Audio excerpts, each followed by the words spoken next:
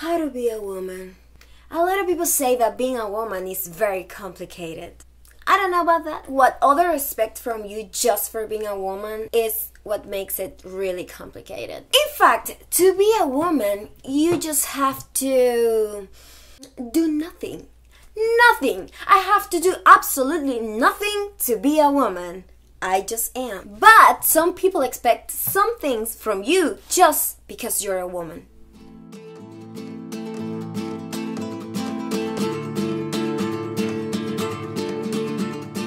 A lot of people ask me, when will you have kids? And I'm not talking about my family or close friends. First, they know me really well. And second, they're not nosy.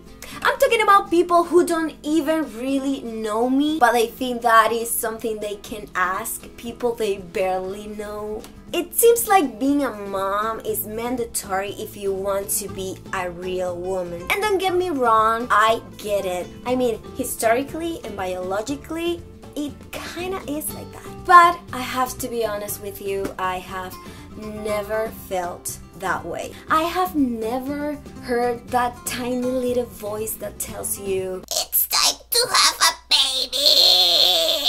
I have never dreamt of having kids. And please don't say, "Oh, you don't know what you're saying, you're too young." Thank you. I look young, I know, but I'm not that young. In fact, I think my eggs have left the building. So I feel very curious about it. I try to understand it because it feels like I didn't get the memo. In order to understand that feeling, I had to think about something I have actually felt. I think dreaming of becoming a mom is like dreaming of flying for the first time. And I don't mean flying like Superman, more like Wonder Woman, you know? On a plane, because we women, we don't fly by raising an arm. No. We need something extra.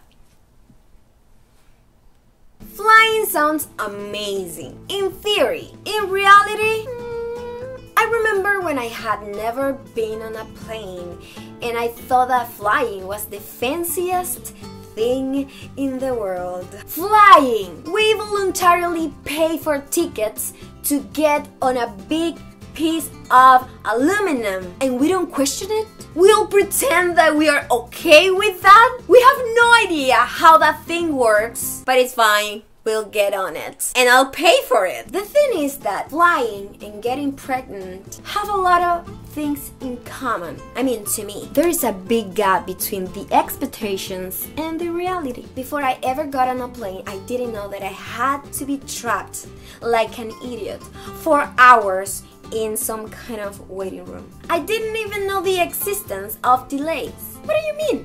They can be late, but I can't? I was clueless that legally they can drag you off the plane even if you had paid for the tickets like 3 months ago. It doesn't matter. They can take you off. But hey, you cannot take anything out of your body. I didn't know how uncomfortable the seats actually were. I think they should be in some kind of torture museum. I am 5 feet 1 inch tall and I always end up with low back pain. I can't imagine how it is for regular sized people. And then you have to pee, but you can't because you got the window seat and the other 2 passengers are sleeping.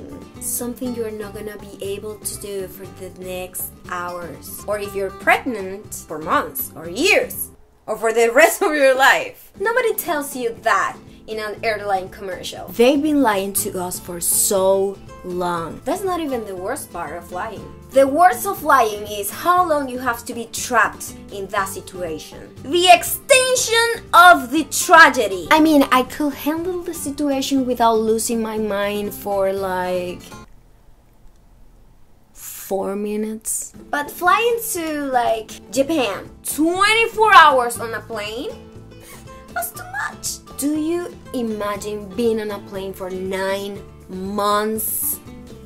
I'm telling you, nobody who's ever dreamed of flying knows what flying really is about. They don't know how much they have to compromise. They don't know how little to no control they'll have in the situation. And they aren't aware of the most obvious risk. Something can go wrong. Really wrong. It can go down. Hey, it doesn't mean that having kids is not amazing. I mean, it must be amazing. Creating a human being from scratch, it sounds like sci-fi to me. Carrying a human being inside of your belly is like Alien, the movie, or the Russian nesting dolls. Same difference. Me being able to feed another human being with this? I barely have some, and I can feed somebody else. It sounds like a Philip Dick story. It seems amazing. Just like flying, in theory. There are plenty of things that are amazing in theory, like getting a tattoo, the name of your lover, naked bungee jumping, sliding downstairs in a box, getting on a plane, or having kids. They sound like a good idea in theory, but in reality, I'd rather reschedule my flights.